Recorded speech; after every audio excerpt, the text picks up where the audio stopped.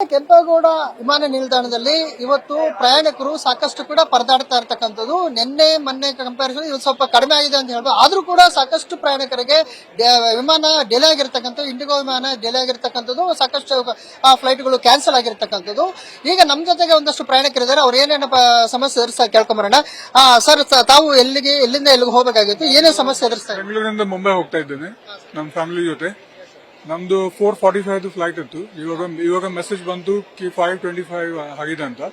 ಆದ್ರೆ ಇಲ್ಲಿ ಒಳಗೆ ಬಿಡ್ತಾ ಇಲ್ಲ. ಅವ್ರು ಹೇಳ್ತಾರೆ 2.5 ಗಂಟೆಗೆ ನಮ್ದು ಲಿಸ್ಟ್ ಇದೆ, ಅದರಲ್ಲಿ ನಿಮ್ಮ ಫ್ಲೈಟ್ ಇಲ್ಲ, 1 ಗಂಟೆ 1.5 ಗಂಟೆ ನೀವು ಹೊರಗೆ ನಿಲ್ಲಿ, ಆಮೇಲೆ ಮೋಸ್ಟ್ಲಿ ಒಳಗೆ ಬಿಡ್ಬೋದು ಅಂತ ಹೇಳ್ತಾ ಇದ್ದಾರೆ. ಇದು ಕ್ಲಾರಿಟಿ ಕೊಡ್ತಾ ಇದಾರೆ ಅಥವಾ ಎಷ್ಟೊತ್ತಿಗೆ ಕನ್ಫರ್ಮೇಶನ್ ಕೊಡ್ತಾ ಇದಾರೆ ಅಂತ ಹೇಗೆ? ಕೊಟ್ಟಿಲ್ಲ. ನನಗೆ ಕನ್ಫರ್ಮೇಶನ್ ಬಂದಿದೆ 5:25 ಅಂತ, ಆದ್ರೆ ಇವ್ರು ಕೊಡ್ತಾ ಇಲ್ಲ. ಇವ್ರ ಹತ್ರ ಲಿಸ್ಟ್ ಇದೆ 2.5 ಒಳಗೆ. ಆಮೇಲೆ ನಿನ್ನೆ ಫ್ಲೈಟ್ ಕ್ಯಾನ್ಸಲ್ ಆಯ್ತು, ಇದೇ ಫ್ಲೈಟ್ ನಿನ್ನೆ ಕ್ಯಾನ್ಸಲ್ ಆಗಿದೆ. ಇವತ್ತು ಗೊತ್ತಿಲ್ಲ, ಇಲ್ಲ. ಮತ್ತೆ ತಮಗೆ ಈ ತರ ಹೋಗ್ಲಿಕ್ಕೆ ಯಾವ ತರ ಸಮಸ್ಯೆ ಆಗ್ತಾ, ಅಲ್ಲಿ ಹೋಗಿ ರೀಚ್ ಆಗ್ಲಿಕ್ಕೆ ಯಾವ ತರ ಸಮಸ್ಯೆ ಆಗ್ತದೆ? ಇವಾಗ ಸಮಸ್ಯೆ ಇಲ್ಲ, ಇವರು ಕನ್ಫರ್ಮ್ ಮಾಡಿ ಒಳಗೆ ಬಿಟ್ರೆ ಪರವಾಗಿಲ್ಲ.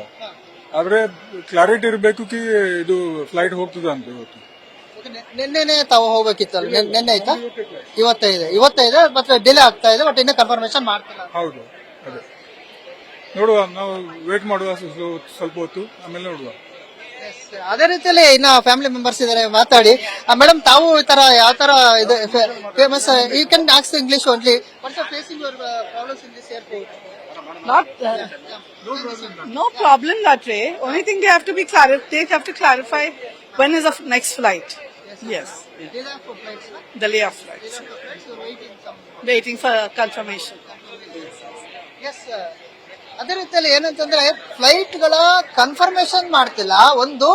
ಇನ್ನೊಂದು ಏನಂತಂದ್ರೆ ಅವ್ರಿಗೆ ಒಂದು ಕ್ಲಾರಿಟಿ ಇಲ್ಲ. ಯಾಕಂದ್ರೆ ಇಷ್ಟೊತ್ತಿಗೆ ಹೋಗ್ಬೇಕು, ಇಷ್ಟೊತ್ತಿಗೆ ಒಳಗಡೆ ಹೋಗ್ತಿದ್ದೀವಿ ಆಗಿದೆ ಅಂತ ಹೇಳ್ತಾರೆ, ಮತ್ತೆ ಕ್ಲಾರಿಫಿಕೇಶನ್ ಇಲ್ಲ. ಈ ರೀತಿಯಲ್ಲಿ ಏನು ಕೆಂಪೇಗೌಡ ಅಂತಾರಾಷ್ಟ್ರೀಯ ವಿಮಾನ ನಿಲ್ದಾಣದಲ್ಲಿ ಪ್ರಯಾಣಿಕರಿಗೆ ಇನ್ನೂ ಗೊಂದಲ ಮುಂದುವರೆದೆ ಅಂತ ಹೇಳ್ಬೋದು. ಅದೇ ರೀತಿ ಕೆಂಪೇಗೌಡ ಇದ್ರದ್ದು ಒಂದೇ ಒಂದು ಪ್ರಯಾಣಿಕರ ಒಂದು ಸಮಸ್ಯೆ ಅಲ್ಲ. ಈಗಷ್ಟೇ ಒಂದು ಸ್ವೀಡನ್ ಇಂದ ಒಬ್ಬ ಮಹಿಳೆ ಕೂಡ ಬಂದಿದ್ಲು.